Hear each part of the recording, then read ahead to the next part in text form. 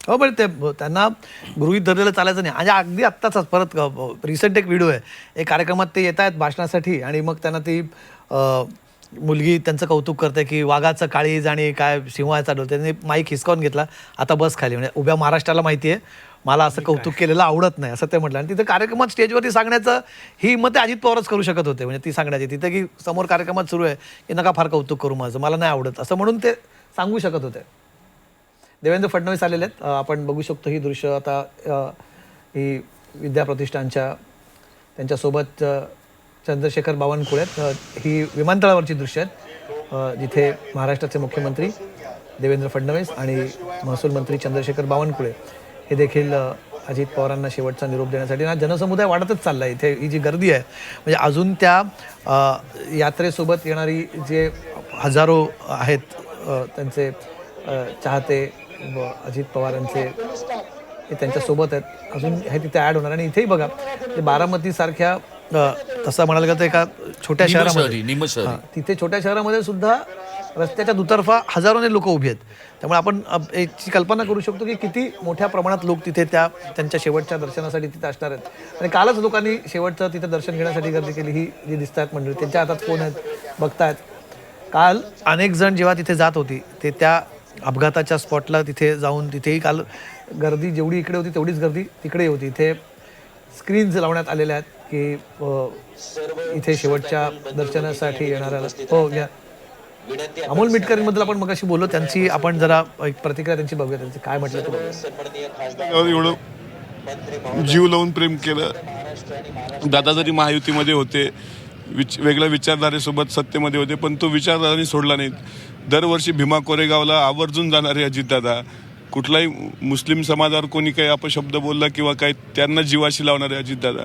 आणि हाच विचार शिवशाहू फुले आंबेडकर, यशवंतराव चव्हाण. आता त्यांना आम्ही कधी पाहिलं नाही, आम्ही फक्त त्यांची पुस्तकं वाचलेली आहेत. असं वाटत होतं का पवार साहेब आणि दादा हे त्यांचं प्रतिरूप आहेत त्या महापुरुषांच्या विचाराचं. तुम्ही मगाशी उल्लेख केलात की या मैदानावरती भाषण झालं होतं, इथे वेगवेगळे कार्यक्रम व्हायचे आहे. अजितदादांच्या प्रचंड आठवणी तुमच्या मनात असतील, तुमच्यासारख्या तरुणांच्या. तुम्ही जेव्हा राजकारणात आलेले होते त्यावेळेस तुमच्या मनात त्या फेर धरून असतील आठवणी, पण एक अशी आठवण की जी कधीही विसरता येणार नाही. ती आठवण होती, मी माझं घर त्या माणसाच्या पुण्याईनं, म्हणजे मी आमदार झाल्यानंतर माझी बँकेने लोन केस केली होती 60 ते 70 लाखाची, आणि थोडे जवळचे पैसे टाकून मी माझं घर बांधलं होतं. आणि माझी हट्ट होता की दादा तुम्ही माझ्या घरी जेवायला या. एकदा दोनदा दादांना म्हटलं, दादा ओरडले म्हणत तू तुझं घर, मी येईन एक दिवस, पण तुझं ते काय पूजा बिजा असेल कर. म्हटलं मी काही जास्त देवधर्म करत नाही, ते वास्तुबिस्तू मी करत नसतो. नाही म्हणत ते तू कर, काय करायचं आहे ते. तर मी दादांना न सांगता देवगिरीवरून दादाची चप्पल घेतली होती चोरून आणि त्याची पूजा केली. मग 1 महिन्यानंतर दादा आले आणि जेवले होते माझ्या घरी. माझ्या मुलीच्या डोक्यावर असा हात ठेवला होता. म्हणजे खूप मोठी होतो, काय होणार आहे तू. ती म्हणलं मला पायलट व्हायचं आहे. म्हणजे पायलट बेटा खूप अभ्यास करावा लागतो. लहान मुलगा तो इतका जेनेटिकच आहे तो अजितदादा एकच वादा. मी परवाच्या रात्रीला दादाला व्हिडिओ टाकलेला आहे, तुम्हाला मी दाखवतो. माझ्या मुलाचा एक व्हिडिओ आहे, काटे साहेब, ते पोरगं. आणि मला ते व्हिडिओ फोल्डरमध्ये दिसला आणि दादा त्यावेळेस व्हॉट्सअपच ऑनलाईन दिसले होते मला. आणि मी दादाला म्हटलं, दादा हे मला व्हिडिओ सापडला आहे, अजून व्हिडिओ थोडासा 1-2-4 महिन्यापूर्वीचा होता. शेवटचा व्हिडिओ तोच टाकला मी दादाला. हे माझं मुलगं ते पप्पी घेते दादाच्या याची. आणि तिथं काल या पोरानं दादाच्या अंत्यसंस्काराची ती बातमी टीव्हीवर पाहिली. हे बघा रडते. किती वर्षाचा आहे ते? 4 वर्षाचा आहे. आमचं रक्त जरी काढलं तरी नाही आम्ही कव्हर करू शकत. आम्ही तर खचलोय, आता नाही राहिली इच्छा कसली. तर एकंदरीत हे जे दृश्य आहे ते हादरवून टाकणार आहे. एक असा नेता, एक असा राजकारणी की जो पक्षांच्या सीमा ओलांडून जातो, जो आपल्याला आपल्या घरातला वाटतो, फक्त आपल्याला नाही, आपल्या घरातल्या लेकराबाळांना सुद्धा तो आपला वाटतो, असे अजितदादा होते. कॅमेरामन नितेश सोनवणेसह मनुष्य पाठक, झी24 तास, बारामती. अमोल मिटकरींसाठी हे फारच म्हणजे त्यांच्यासाठी हा त्यांचं भावनिक होणं, त्याला कारणं खरीच अशी आहेत. म्हणजे ते म्हणाले की त्यांचं करिअर, तुम्ही येण्याआधी चर्चा करतो अमोल मिटकरींबद्दल, की एखाद्या अशा व्यक्तीला की एक सर्वसामान्य कार्यकर्ता, जसं आपण मगाशी चर्चेत एक विषय निघाला ना की सर्वसामान्य कार्यकर्त्यांना अजित पवारांनी मुख्य प्रवाहात आणलं. म्हणजे शरद पवारांच्या राष्ट्रवादीमध्ये नेते होते, अजित पवारांच्या राष्ट्रवादीचे कार्यकर्ते होते. त्यांनी अशा अनेक जणांना संधी दिली. अनेक कार्यकर्ते आहेत, मी मगाशी त्यांचा काही नावांचा उल्लेख आहे तिथे केला. तरुण मुलांना विशेष करून नवीन नेतृत्व तयार करणे, अजित पवार त्यांची एक वेगळी धाटणी होती कामाची, ते त्याच्याप्रमाणे तयार करत होते. म्हणजे अमोल मिटकरींना मधल्या काळात म्हणजे भाजपसोबत गेले, मला आठवतं शपथविधी जेव्हा झाला तेव्हा अमोल मिटकरी तिथे राजभवनात बसून हसत होते की आता मला काय बोलू हेच कळत नाही, की आता मीच भाजपसोबत गेलो. आणि ते भाजपवरती अत्यंत जहरी टीका करायचे, भाजपवरती, विशेष करून राष्ट्रीय स्वयंसेवक संघावरती. हे बोलताना अमोल मिटकरी खूप आक्रमक राहायचे, पण तेथाच त्यांना भाजपसोबत बसावं लागलं. त्यांनी ते एक्सेप्ट केलं. पण ते असताना अमोल मिटकरींना होणारा विरोध, अमोल मिटकरींच्याबद्दल असणारी एक त्यांची समाजात असलेली प्रतिक्रिया, विशेष करून सत्ताधारी पक्षाच्या कार्यकर्त्यांमध्ये, त्याच्यामध्ये जर कोणी ढाल बनून उभं राहिलं असेल तर ते निश्चित अजित पवार होते. त्यांना ते शेवटपर्यंत प्रोटेक्ट करत राहिले. त्यांच्याबद्दल जेव्हा जेव्हा प्रतिक्रिया आल्या त्यांना वेगळं पद देऊन त्यांना तिथे अजित पवारांनी त्यांचा सेफगार्ड इंटरेस्ट केला. आणि अमोल मिटकरी जी गोष्ट सांगत होते की ती गोष्ट, आणि ती अमोल मिटकरींचंच म्हणणं म्हणून नाही, हे जर अनेक जण आज अनालिसिस करताना ही गोष्ट म्हणतील की भाजपसोबत सत्तेत असताना अनेकांनी वाटलं की अजित पवारांच्या पक्षात जो बाज आहे, एक सेक्युलर पक्ष म्हणून तो बाज आहे, ते सोडतील. पण ते शेवटपर्यंत त्याच्यात राहिले. त्यांनी ती भूमिकेत नेहमी सांगायचे की आम्ही शाहू फुले आंबेडकर त्यांचं नेहमीचं जे ते त्यांचं भूमिका होती की आम्ही त्या भूमिकेपासून वेगळं जाणार नाही. त्यांनी पक्षातनं इथे मुंबईतनं निवडणूक लढवली.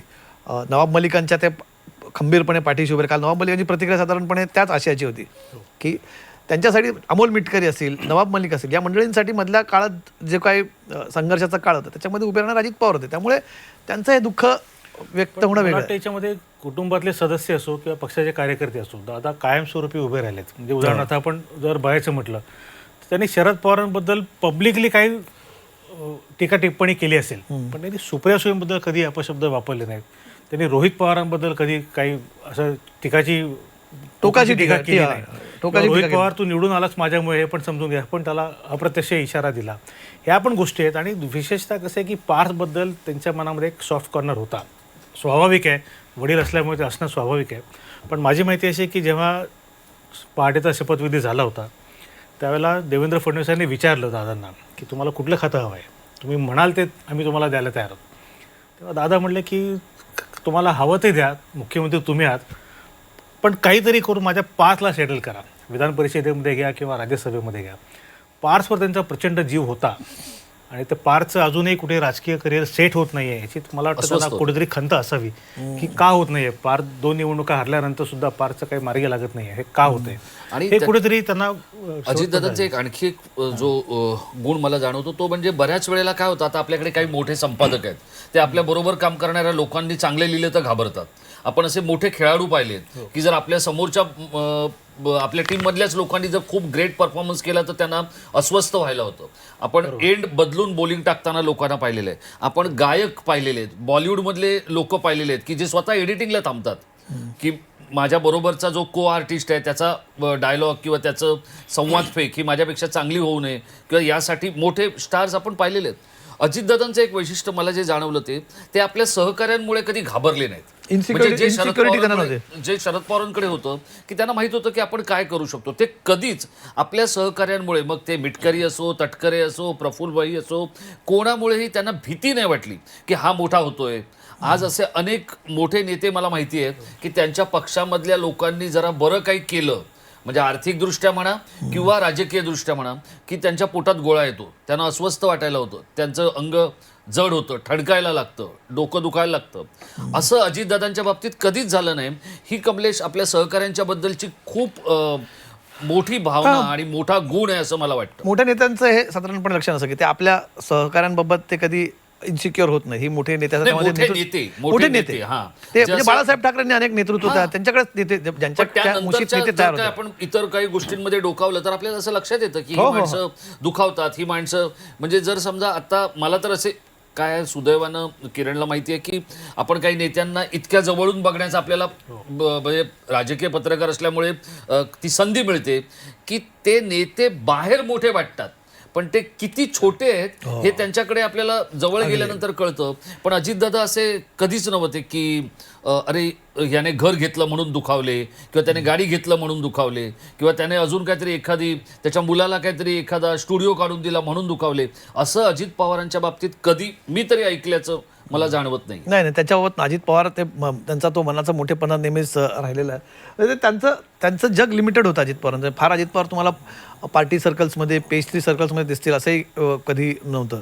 त्यामुळे त्यांनी तो एक आपला बाज मेंटेन केला होता. बाकी आपल्याला नेते इतर ठिकाणी दिसतील किंवा बडेजाव आणणारे काही नेते असतात की ते 4 वेळा तुमच्या गोष्टी फ्लॉन्ट करतील, त्याच्याबाबत कधी ते तुम्हाला अजित पवारांनी कधी असं अननेसेसरी फ्लॉन्टिंग कधी केलेलं आहे, दिखावा केला आहे, बडेजाव दाखवला, असं कधी त्यांच्यात हे नव्हतं अजित पवार.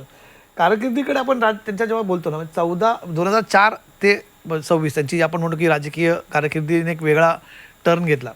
4ला जेव्हा पहिल्यांदाच राष्ट्रवादीचे सर्वाधिक आमदार निवडून आले होते, तेव्हा खरं तर संधी होती. 71 आले होते. 71 आले होते निवडून. 2चाच फरक होता. 2चाच फरक होता. 71 आणि 69 त्यांचे होते काँग्रेसचे. तेव्हा राष्ट्रवादीचा मुख्यमंत्री होईल असं अनेकांना वाटलं होतं. तेव्हा ते खूप डिस्टर्ब पण झाले होते. तेव्हा काहीने त्यांना फोन केला. म्हणजे मला अजित पवार एका मुलाखतीत सांगितलं होतं की त्यांना फोन केला काही कारण की तुमच्या जागा जास्त, अभिनंदनाचा फोन केला थेट की दादा अभिनंदन, तुम्ही मुख्यमंत्री होता. कसं काय? की तुमच्याकडे आता 71 तुमच्या जागा आल्या, तुमच्या जागा जास्त आहेत आणि पक्षाचा आता चेहरा मुख्यमंत्री पदाचा तुम्हीच आहात. पण नंतर त्यांना कळली बातमी बाहेर नव्हती की मला बाहेरनं कळलं आहे की साहेबांनी परस्पर चर्चा काँग्रेसशी केली की महत्त्वाची खाती ही राष्ट्रवादीकडे ठेवायची आणि मुख्यमंत्रीपद हे काँग्रेसला द्यायचं. तेव्हा तो नक्की आता अनेकांना काही ना तो मास्टर स्ट्रोक वाटला, महत्त्वाची खाती ठेवून सरकारवरती वचक ठेवायचं. तसं काही झालं नाही. विलासरावांचा आणि काँग्रेसचा नेहमीच दोन्ही सरकारमध्ये वर चष्मा राहिला, त्यामुळे ते अपेक्षित होते, झालं नाही. पण त्यातनं एक झालं की अजित पवारांना त्या करिअरला तिथे एक त्यांना ब्रेक लागला. नाही, पण तीच एक गोष्ट जी होती ना, तो त्यांच्या आयुष्यातला टर्निंग पॉईंट होता असं मला वाटतं. अन्यथा ते मुख्यमंत्री होऊ शकले असते, त्यांच्याकडे सगळं होतं. आणि त्याच एका घटनेनं किंवा गोष्टीनं त्यांना हुलकावणी दिली. आणि त्याच्यानंतर आता सगळे लोक असं म्हणतात की एकनाथ शिंदे जेव्हा गेले 2022ला, त्यावेळेला 30 जून 2022ला त्यांनी शपथ घेतली. त्याच्या आधी कमलेश, म्हणजे मला माहिती आहे, तुम्हालाही या माहिती असेल, किरणजींनाही माहिती असेल, भाजप अजितदादांबरोबर बोलत होतो. हो, की तुम्ही या, आम्ही तुमच्याबरोबर तुम्हाला काय हवं ते देतो वगैरे. पण कदाचित असं असेल की अजितदादांना हे तेव्हा वाटलं होतं की इतकी मोठी डील मी नाही करू शकणार. म्हणजे तुम्ही मागताना काय मागायचं, थेट तुमच्याकडे असलेलं मुख्यमंत्रीपद मला देणार आहात का, असं बोलताना कदाचित ते अवघडले पण झालं. तुम्हाला सांगू राजेश, नंतर जेव्हा अजित पवार सरकारमध्ये आले, ठाण्यामध्ये एकनाथ शिंदे यांच्यावरती एक पुस्तकाचं प्रकाशन ठाण्यात झालं होतं. त्या कार्यक्रमात बोलताना अजित पवारने बोलून दाखवलं की मला हे म्हणत होते इकडे या, पण जर मला सांगितलं असतं मुख्यमंत्री पद देणार यांच्यासारखं तर मी तेव्हाच आलो असतो, असं ते म्हटले तेव्हा अजित पवार. सगळ्यात हाईट म्हणजे बघा तेव्हा त्या पुस्तकामध्ये एका तालुक्याचा उल्लेख चुकीचा केला होता लेखकाने. आणि त्या पुस्तकामध्ये जेवढ्या चुका होत्या, म्हणजे अजितदादा का दादा आहेत ते मी पाहिलं. ते पुस्तक एका प्राध्यापकांनी लिहिलेलं होतं आणि मराठीच्या प्राध्यापकांनी लिहिलेलं होतं. त्याच्यातल्या चुका पुस्तक प्रकाशनाच्या दिवशी सांगणं, यासाठी तुम्ही त्या पुस्तकातून अगदी पहिल्यापासून शेवटपर्यंत जावं लागतं. इतका मोठा संदर्भ ग्रंथ होता तो. आणि त्यांना सांगितलं की या पानावर ही चूक आहे, इथे तुम्ही असं चुकीचा उल्लेख केलेला आहे, आता महसूलमध्ये तो तालुका राहिलेला नाही आहे. सो हे जे काय आहे हे अजितदादांचं बारीक लक्ष की म्हणजे तुम्हाला आठवत असेल, आता मधल्या काळात ते समृद्धीच्या पाणीसाठी गेले होते अजित पवार, देवेंद्र फडणवीस आणि एकनाथ शिंदे. त्या समृद्धीच्याच पाण्याच्या वेळेस माझ्या होती की आणखी कुठल्या पुलाच्या पाण्याच्या वेळेस, मिसिंग लिंकच्या पाण्याच्या वेळेस, मिसिंग लिंकच्या पाण्याच्या वेळेस समृद्धी नाही. तर तिथे त्यांचं लक्ष बारीक हे सगळं दाखवतात की इथे असं अमुक बांधले तमुक बांधले. अजित पवार ते की तो एक खांब रंगवायचा राहिला वाटतं, इथे रंग दिला नाही तुम्ही, त्याचं काम जागे. म्हणजे इतकी बारीक जी नजर असते ना त्यांची, तर ते ही फक्त एखाद्या कॉन्ट्रॅक्टरला किंवा अजून बाकीच्या ज्यांना बघणार ते कळू शकते, किंवा अधिकाऱ्यांना तिथे बसून इंजिनियर आहेत त्यांना ती कळू शकते. पण ही अजित पवारांची नजर होती. त्यांना ती काय म्हणतात की डिटेल्स बघणं ही त्यांची एक अजित पवारांची खासियत होती की प्रत्येक गोष्टी फाईल त्यांना असं म्हणायचं की अजित पवारांना फाईल बघितली लगेच कळायचे की त्याच्यामध्ये योग्य काय अयोग्य काय आहे. अर्थात ते तर त्या गोष्टी खूप ऑब्वियस आहेत, पण त्यातले बिटवीन द लाईन्स अजितदादांनी आता म्हणजे काही राजकीय नेत्यांना मी पाहिलंय गाडीच्या बोनेटवर सही करताना, चालता चालता लिफ्टमध्ये थांबून सही करताना, बॉडीगार्डने असं हातावर फाईल पकडले आणि सही करताना. कारण इतकं सगळं आता बघायला मिळालं गेल्या काही वर्षामध्ये. कारण काय देणार आणि काय घेणार याचं जेव्हा राजकारण झालं तेव्हा या अशा सगळ्या गोष्टी झाल्या. पण अजित पवारांनी कधीच असं केलेलं नाहीये, चालता चालता सही केली किंवा कोणीतरी काहीतरी येऊन नाही. सांगितलं म्हणून सही केली. नाही, ती फाईल रितसर आली पाहिजे. हो. फाईलचा प्रवास हा नियमातूनच झाला पाहिजे, तो असा काही उलटा सुलटा झाला नाही पाहिजे. पण असं असणारा नेताही या राज्यामध्ये जलसंधारणाच्या 72-70 हजार कोटीच्या घोटाळ्यामध्ये घेरला जातो. हे पण एक पण तो कालावधी आपण जसं की 2004ला आपण बोललो की हा इथे सगळ्यात पहिला टर्निंग पॉईंट ठरला. आणि नंतर 6ला सुप्रिया सुळेंची एंट्री झाली. 6ला सुप्रिया सुळे राज्यसभेवरती गेल्या, बिनविरोध झाल्या. तेव्हा त्याच्यानंतर ते कदाचित अधिक अस्वस्थ झाले असावे की तोपर्यंत सुप्रिया सुळे राजकारणात येण्याची चर्चाही नव्हती कधी, किंवा त्या म्हणायच्याही की माझा राजकारणात काही इंटरेस्ट नाहीये. रेस्टलेस आणि कॉशियस इंग्रजीमध्ये एक हो, शब्द अगदी. आपण त्याच्यासाठी वापरू शकतो. नाही, त्यावेळेला कमलेश मला आठवतं, तुम्हाला आठवत असेल की आपण सातत्याने पवार साहेबांना विचारायचो की सुप्रिया सुळेंची एंट्री कधी होणार आहे, त्यांना कधी तुम्ही लॉन्च करणार आहात. तेव्हा ते एकदा भडकले होते. तर ते असं म्हणाले की ते काय प्रॉडक्ट आहे का लॉन्च करायला, त्याला हवं तेव्हा ती येईल. लॉन्च करणं काय तुम्ही लावलंय, हवं तेव्हा येईल. पण हा जो टर्निंग पॉईंट आहे ना की सुप्रिया सुळेंचं राजकारणामध्ये येणं आणि दादा हळूहळू पवारांपासून दूर जाणं, हा काही योगायोग नव्हता. तिथून सुरू झालं ते. म्हणजे 4ला त्यांचं मुख्यमंत्रीपद नाकारणं पवारांना, त्यांची स्ट्रॅटेजी असेल वेगळी, त्यातला भाग असेल. पण त्यातला सगळ्यात मोठा फटका किंवा आपण काय म्हणतो त्यातला सगळ्यात मोठा लुझिंग एंडला कोण होतं, ते अजित पवार होते. ते मुख्यमंत्रीपद न घेतल्यामुळे. त्या अजित पवारांना तेव्हाच मिळालं असतं तर कदाचित ही पहिली त्यांची हुलकावणी ठरली. आणि नंतर ही संधी आली होती 2008ला अजित पवारांकडे उपमुख्यमंत्री होण्याची. 2008ला 26/11 झालं. शरद पवारांनी विलासरावांच्या तिथे तेव्हा अजित पवार RR पाटलांचा राजीनामा घेतला, त्यामुळे विलासरावांना राजीनामा द्यावा लागला त्या ताज हॉटेलच्या प्रकरणानंतर. तेव्हा उपमुख्यमंत्री बदलायची चर्चा होती. तेव्हाही पक्षातल्या बहुतांश आमदारांनी अजित पवारांच्या नावाला पसंती दिली होती.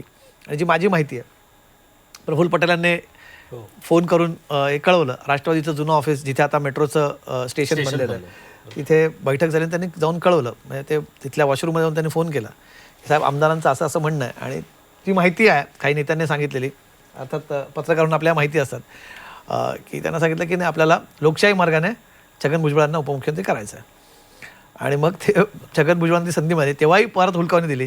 तेव्हाही अजित पवार नॉट रिचेबल झाले होते, त्यांचं झालं होतं. हे सगळे त्याच्यानंतर त्याचा तो एक त्यांच्या दुसरा आपण म्हणू शकतो की महत्त्वाची तेव्हा वेळ आली होती. तेव्हा उपमुख्यमंत्रीसाठी माझ्या मते विदर्भातले अजित पवारांचे समर्थक होते आमदार, ते शशिकांत शिंदे वगैरे यांनी तेव्हा मोठं अजित पवारांच्या बंगल्यासमोर एक 8-9 आमदार उभे होते. मला वाटतं की 8-9 आमदारांना घेऊन मी त्यांची मुलाखत तिथे केली होती. B1 बंगल्याच्या बाहेर, तिथे डावखरे असायचे तिथे. तिथे त्या बंगल्याच्या बाहेर त्यांच्याशी बोलत अनेक आमदार जमले होते, समर्थक तिथे. खूप अग्रेसिव्ह होते ते. त्यांचं आक्रमण होतं की अजित पवारांना उपमुख्यमंत्री करायला हवं. आणि त्यांनी राष्ट्रवादीमध्ये असा खुलेपणाने कधी विरोध होत नव्हता, पण तेव्हा तो झाला होता. पण अर्थात ते पेल्यातलं वादळ, पेल्यातच शमलं ते. पण तेव्हा त्यांच्यासाठी अनेकांची इच्छा होती की करावी. मधल्या काळात राज ठाकरेंचा एक हे होता उदय, त्यांचं खूप कॉर्डिनेशन होतं. म्हणजे भले सभांमध्ये तुम्हाला वाटतं की सभांमध्ये एक टीका टिप्पणी खूप होत होती, पण 9ला जेव्हा राज ठाकरेंचे आमदार होते 13 आमदार, तर तेव्हा विधान परिषदेच्या एका जागेसाठी राज ठाकरेंना त्यांनी फोन केला होता. आणि तेव्हा चर्चाही व्हायची अनेकांना की महाराष्ट्राचे 2 पुतणे, असा जो तेव्हा उल्लेख होता की राज ठाकरेंनी ऑलरेडी आपली वेगळी भूमिका मांडली होती, त्यामुळे आता हा पुतण्या कधी भूमिका घेणार अशी चर्चा तेव्हा व्हायची. नाही, बरोबर. ते म्हणजे कसं आहे, राजकारणातले यांचे संबंध चांगले होतेच आणि एकमेकांबद्दलचा आदर प्रचंड होता. कारण राज ठाकरेंच्या प्रतिक्रियेमधून पण ते आलं की त्यांना ते जाणवलं की आपण काय गमावलं याच्यामधलं नक्की. अजित पवारांचं मला असं वाटतं ना की प्रत्येक पक्षामध्ये त्यांचे मित्र होतेच, भारतीय जनता पार्टीमध्ये पण होते. म्हणजे ज्या पद्धतीने त्यांनी देवेंद्र फडणवीसांशी मैत्री केली गेल्या काही वर्षामध्ये, अमेझिंग आहे. एवढी वर्ष विधानसभेमध्ये राहून सुद्धा याच्यापूर्वी त्यांचा कधी असे संबंध नव्हते, पण ते एका टर्निंग पॉईंटवर एकत्र आलेत. आणि देवेंद्र फडणवीस आणि अजित पवार यांची मैत्री, त्याची उदाहरणं आता द्यावी लागतात आपल्याला. ते बोलले काल, फडणवीस म्हणाले की मी एका चांगल्या मित्राला गमावलंय, असं ते काल फडणवीस म्हणाले मैत्रीबद्दल. त्यामुळे हे पहाटेचा जिंकून घेण्याचं कौशल्य असल्याशिवाय असं काही लवचिकता आहे ना, ही लवचिकता आहे. म्हणजे अजित पवारांनी कदाचित म्हणजे जर त्यांच्या जागी दुसरा एखादा पश्चिम महाराष्ट्रातला जुना काँग्रेसी वातावरणात आलेला नेता असता तर त्यांनी स्वतः भाजपतल्या काही नेत्यांना देवेंद्र फडणवीस तरुण असणं, यंग असणं हे पचनी पडत नव्हतं की मी कसं यांच्या हाताखाली काम करणार. त्याच्यामुळे अनेकांना त्याचा फटकाही बसला कार्याचा.